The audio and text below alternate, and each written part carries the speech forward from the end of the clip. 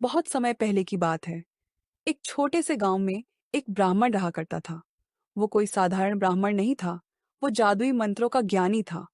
उसके पास एक ऐसा मंत्र था कि जब एक विशेष प्रकार का नक्षत्र योग आता था और वो जादुई मंत्र को बोलकर आकाश की तरफ देखता था, तो आकाश से धन की वर्षा होने लगती थी।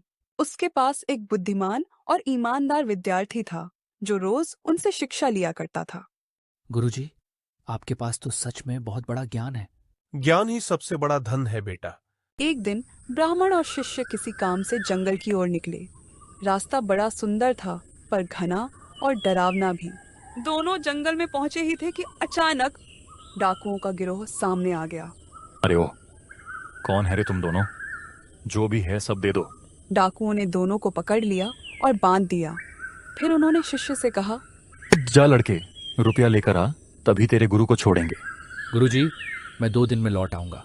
बस आप एक गलती मत करना। आज धन वर्षा का योग है।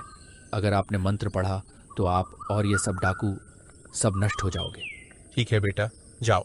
शिष्य तो चला गया, लेकिन रात में जब ब्राह्मण ने आसमान की ओर देखा तो देखा कि वही धनवर्षा वाला नक्षत्र योग आ चुका है।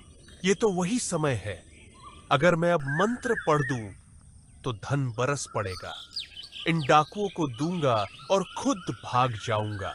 सुनो, तुम लोगों ने मुझे क्यों यहां बांध रखा है? धन के लिए और किस लिए? यदि यही बात है, मेरी रस्सी खोल दो, मुझे नहाने दो, चंदन लगाने दो और फूलों की माला पहनकर मंत्र पढ़ने दो। डाकुओं ने ऐसा ही किया। ब्राह्मण ने मंत्र पढ़कर जैसे ही आकाश की ओर देखा, तैसे ही आकाश से कई तरह के रत्नों की बारिश होने लगी। मेरा है, पकड़ो पकड़ दो हीरे सोना, उठा लो सारा। पकड़ो पकड़। मेरा है, पकड़ो पकड़ दो हीरे सोना, उठा लो सारा। पकड़ो पकड़। डाकुओं से जितना हो सका उतना धन उन लोगों ने बोरी में जमा किया और चलते बने। ब्राह्मण भी उनके पीछे पीछे चलने लगा। डाकू धन लेकर भागे ही थे कि सामने से एक और डाकू दल आ गया। अरे ओ ठहरो, कहाँ चल दिए?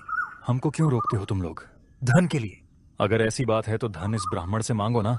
इसके ऊपर देखते ही धन की बारिश होने लगती है। तभी नए डाकुओं ने पहले डाकुओं को जाने दिया और उस ब्राह्मण को अपने कब्जे में ले लिया। अगर आपको धन चाहिए तो धन वर्षा का योग साल भर के बाद आता है। तुम लोग साल भर इंतजार करो, मैं फिर धन वर्षा कर दूंगा। झूठ बोलता है तू। अभी तो धन बरसा था, तो अब क्या हुआ? और क्रोध में डाकुओं ने ब्राह्मण को मार डाला। फिर वे दौड़कर पहले डाकुओं तक पहुंचे और दोनों के बीच जबरदस्त युद्ध छिड़ गया। कई मरे, कुछ भागे और अंत में बस 2 बचे। तू खाना लेकर आ, मैं पहरा दूंगा। उन दोनों डाकुओं में से एक डाकू तलवार लेकर खजाने की रखवाली करने लगा।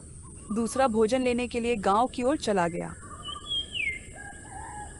अगर ये जिंदा रहा तो आधा धन देना पड़ेगा। हम इस खाने में जहर मिला देता हूँ। पहरा देने वाले डाकू के दिमाग में भी यही चल रहा था कि अगर वो खाना लेके आया तो इस धन को 2 हिस्सों में बांटना होगा। ये सोचकर उसने तलवार को मजबूती से हाथ में ले लिया। वो खाना लाया, लेकिन तभी पहले वाले डाकू ने तलवार उठाई। अब सारा धन मेरा। उसने साथी को मार दिया। फिर वही जहरीला खाना खुद खा लिया और कुछ ही देर में वो भी मर गया। 2 दिन बाद शिष्य लौटा, लेकिन वहां न गुरु थे न डाकू। बस चारों तरफ बिखरा हुआ धन था। गुरुजी, आपने मेरी बात नहीं मानी। लालच ने सबको निगल लिया। इस कहानी से हमें शिक्षा मिलती है कि लालच का परिणाम हमेशा विनाश होता है।